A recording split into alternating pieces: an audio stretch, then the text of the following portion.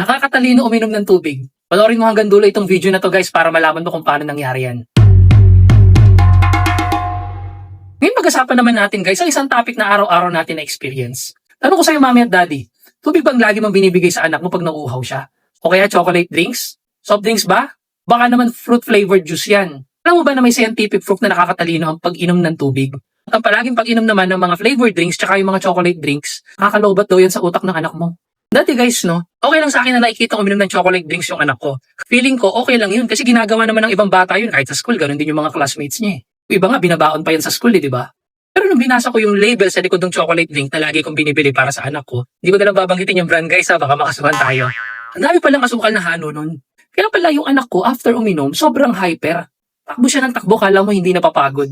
Pero sa kabaligtaran, pag tinuturuan naman namin siya ni Mrs. ng mga assignments niya, hindi niya agad mag-gets yung tinuturo sa kanya. Kasi nga pala, matinding kalaban ng utak yung asukal. Yun pala yun guys. Dito ko na-gets guys, na ang tubig yan ang gasolina ng utak natin. Bukod raw sa pampalakas ng cognitive booster ng bata, yan daw yung pinakamainam na pampapawi ng uhaw. Pampatalas din daw ng isip yan, pampabilis daw mag-isip sa bata, pampabilis mag-adjust at mas madali daw silang makakaalala lalo na pa nag-aaral sila. Yung mga mahilig daw sa sugary drinks ng mga bata, sila raw yung sakitin, sila raw yung mababa lagi yung exams, kasi nga wala sa focus. Dehydrated kasi yung utak nila.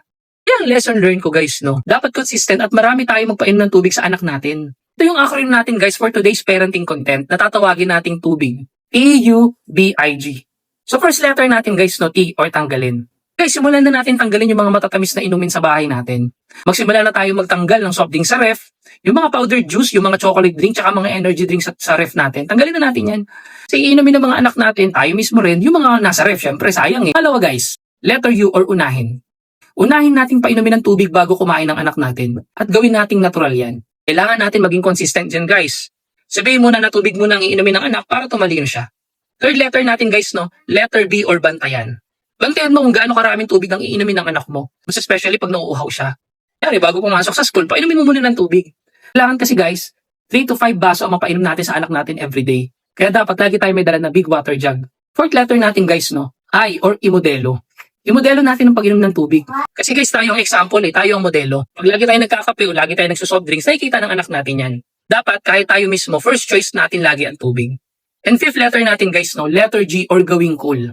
May budget ka, lagyan mo ng slice ng kalamansi o kaya pipino para excited siya inumin yung tubig. Kumbaga cool, diba? Dapat gawin natin masaya ang pag-inom ng tubig kasi walang lasa talaga yan. Kaya tandaan natin guys, no, para sa kalusugan ng katawan ng pag-inom ng maraming tubig. Investment yan sa utak ng anak natin. Yan din na magbibigay ng focus sa kanila at tatalino siya syempre. Paglaki na niya, tsaka siya mag-soft drinks.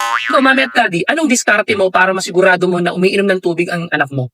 Share mo naman yung diskarte mo para makatulong ka rin sa iba.